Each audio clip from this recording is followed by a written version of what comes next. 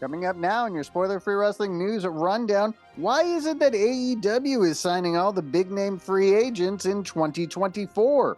We have updates on Okada and Will Ospreay's reasons for signing with the promotion, and some AEW big business news, all that and more coming up now. AEW has been landing the big-name free agents so far in 2024. Of course, Kazuchika Okada, Will Ospreay, who knows, maybe more. So what is it that AEW is doing that WWE is not to land these big-name free agents? Well, let's take a look at some of the reasons given for why names like Kazuchika Okada and Will Ospreay have signed with the company as of late. So Kazuchika Okada did an interview with Sports Illustrated's Justin Barrasso and mentioned that working with the Elite was a key reason that he signed with the company. Justin Barrasso wrote, speaking with sources close to AEW and New Japan Pro Wrestling, Okada feels he will be given the best opportunity to succeed in AEW. WWE was a real consideration for Okada, and he loved the idea of being part of a WrestleMania. But in AEW, Okada is not forced to relocate, and he can continue living in Japan if he chooses. It also means he can partner with the Bucks and extend his rivalry with Kenny Omega. The friendship between Okada and the Bucks' Matt and Nick Jackson dates back nearly 15 years. Years before Okada was the face of New Japan, he was sent to TNA in 2010 with dreams of making an impact in the industry. Only 22 at the time, he was introduced to the Bucks by longtime New Japan official Tiger Hattori. As the three were underused by TNA, that is saying things lightly, their friendship only strengthened. That trust was enhanced in Japan, where Okada rose to prominence. Multiple New Japan sources confirmed that it was Okada who went to New Japan Pro Wrestling Management and helped secure jobs for the Bucks in the company. That was critical to their rise, as the Bucks, beside Omega, played substantial roles in the success of Bullet Club. Multiple sources also confirmed that Okada trusts AEW owner Tony Khan. For the past 5 years, Khan has worked extraordinarily hard to build a working relationship with New Japan, a partnership that also highlighted Okada since Khan allows a crossover between AEW and New Japan Pro Wrestling. The opportunity exists for Okada to return to Japan for prominent shows like Wrestle Kingdom or potentially even a retirement card for a massive star like Hiroshi Tanahashi. Will Ospreay was a guest on Talk Is Jericho recently and explained some of his reasons as to why he signed with AEW rather than WWE, saying that basically AEW's offer was way better. He said, the main thing was I wanted to be in the UK. I know I'm not going to be exactly comfortable moving to another country. I moved to Japan in 2019. As much as I loved it, it wasn't home. I entered a new relationship with my new missus, who wrestles under the name Alex Windsor. I have a stepson now. She just started school. If you know her story and everything she's been through, the UK scene kind of knows it, but she lost her husband. And having to pick herself up from that and having to be a mom, a single mom, to losing her husband, it's going to take some tolls on you. So basically he's saying here, he didn't want to make his new wife and his stepson have to move away from the UK where they live now. So Ospreay was asked if he spoke with WWE about possibly signing with them, and he responded, yeah, of course, but it was night and day. Even in differences of what they were offering and what AEW was offering, AEW was way better. The scheduling, everything about AEW was completely the right option for me. It was always, you can go be a superstar in WWE and famous, but it's not as good of pay and it's not as kind of a schedule. I respect everyone there doing it, but it's not for me. Miro and CJ Perry have called it quits on their 7+ years of marriage. The news was first reported by TMZ Sports. They wrote that TMZ Sports has learned the famous, now former couple, who also played a married couple in the ring, broke up once and for all in winter 2023 after years of an on-again, off-again relationship. Perry gave a statement to TMZ Sports. It's up on your screen now. She said, Miro and I have made the difficult decision to separate after many wonderful years together and have decided to move on as friends and hopefully on-screen characters somewhere down the road. As for what went wrong, TMZ is saying that their sources said there wasn't any cheating or a fight, but they had simply grown apart over the years.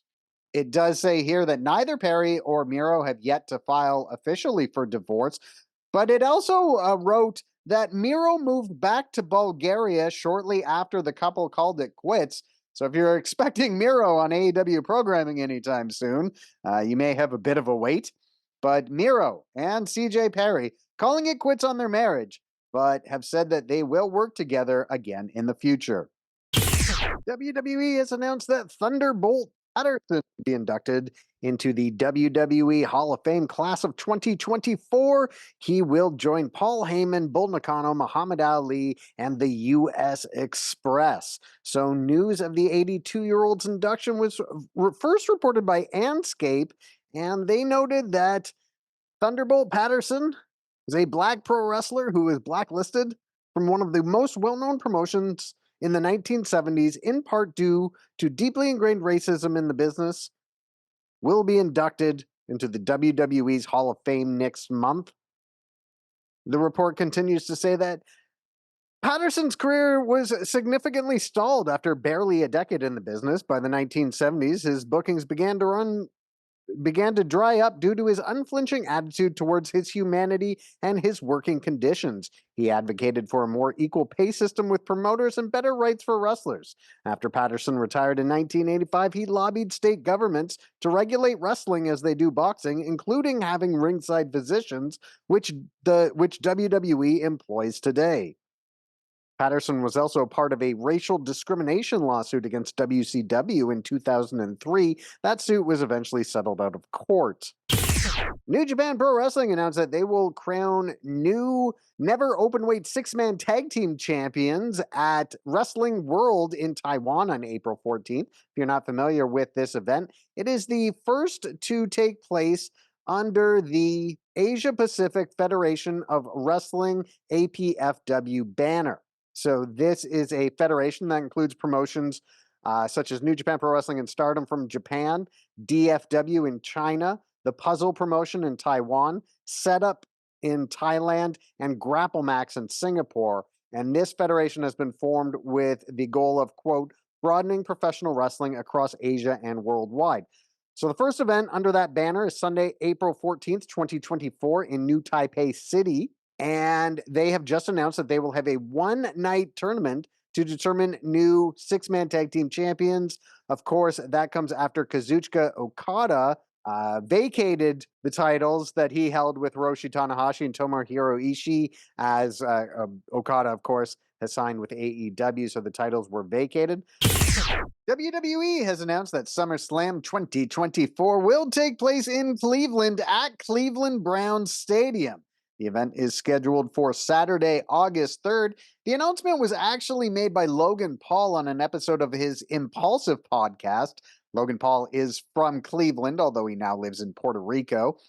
Paul joked about possibly facing LeBron James on the show. However, Triple H responded to Logan Paul saying that we'll need to iron out those details a bit. So I really don't think Logan Paul versus LeBron James is something people should expect for this show. So WWE announced on Tuesday, they wrote WWE, part of TKO Group Holdings in conjunction with Haslam Sports Group and the Greater Cleveland Sports Commission today announced that Cleveland will host WWE SummerSlam on Saturday, August 3rd at Cleveland Browns Stadium. WWE will take over the city of Cleveland with a stacked schedule throughout the week, including Friday Night SmackDown from Rocket Mortgage Fieldhouse on August 2nd, and a variety of fan and community events in the days leading up to and after SummerSlam. It notes here that Logan Paul, The Miz, and Johnny Gargano are all from the Cleveland area, and it'll be the first time that SummerSlam will take place in the city since 1996. Triple H said, the city of Cleveland and WWE have a rich history that spans decades. We are excited to bring SummerSlam, SmackDown, and a full slate of events to town in partnership with Haslam Sports Group and the Greater Cleveland Sports Commission.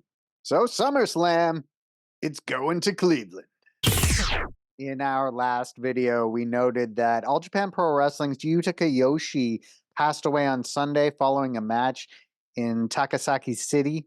He was 50 years old.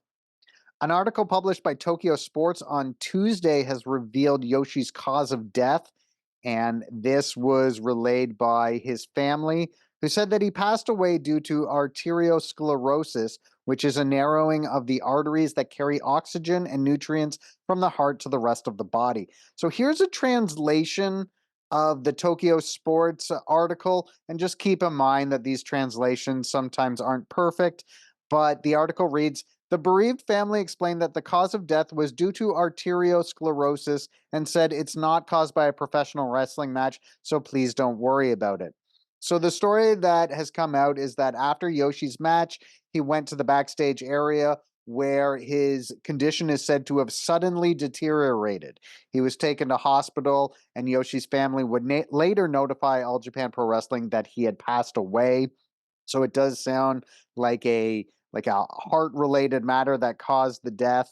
A Yahoo Sports article came out on Sunday that said fans in attendance at the show did not note any move or spot in the match where Yoshie may have been injured. So there were a few quotes here from Suwama was quoted in today's article. Here's a translation of what he said. He said, all the wrestlers are shocked. A professional wrestler is a profession where you don't know what will happen when, but this time it's such timing. He said of Yoshie, he was a person who was wearing short sleeves and shorts even in the snow, and he was cheerful and a cheerful person. It's really impossible. Tatsuji Fujinami was also quoted in the article. He said, I'm shocked. He was at my house and he was a friend. I never dreamed that I would hear such news. May your soul rest in peace from the bottom of my heart. John Cena made some interesting comments during a recent interview with Kelly Clarkson, where he basically said, hey, after 50, I'm not going to be wrestling anymore. So these transcriptions up on your screen now are from Fightful. And so Cena said on the show, you know what? 50 is my absolute line in the sand. I would like to try and do it before that, but at 50, I'm just going to tweet out, peace out, see ya. That's it, I'm good. I was very much driven where WWE was my passion 24/7, and I'm very grateful. But I've grown and there's a lot of other avenues I'm curious about in life. Being a great husband and partner is one of those. I just want to try to do what I can in those years. So Cena, who is 46 years old now, is saying, hey, I've only got a few years left, maybe 4, maybe even less than that. And there is bad news for one half of the Workhorsemen. Anthony Henry has suffered a broken jaw, and that will take his team with JD Drake out of the upcoming tournament to crown new AEW Tag Team Champions. He posted the following, which is up on your screen now. He wrote, update, absolutely gutted. In last night's match against Brian Keith, I took a knee strike that broke my jaw. The Workhorsemen had some exciting things coming up, one of which was the AEW Tag Team Tournament, which we can now not be involved in. I will have surgery soon, and that sucks for both Anthony Henry and JD Drake. He later posted, I honestly don't know how I will take this. I've never had an injury like this. I don't know what to do without wrestling, and my biggest fear is that it derails any upcoming plans for Drake and I. I may be absent from here for a while. I appreciate all the fans who support us. So that sucks. Bad news for Anthony Henry and the Workhorsemen. So that's going to do it for this video, everyone. Make sure you smash the like button, the subscribe button, just whatever other positive buttons are available for you to smash. If you could smash them, I'd appreciate that. And we'll see you next video.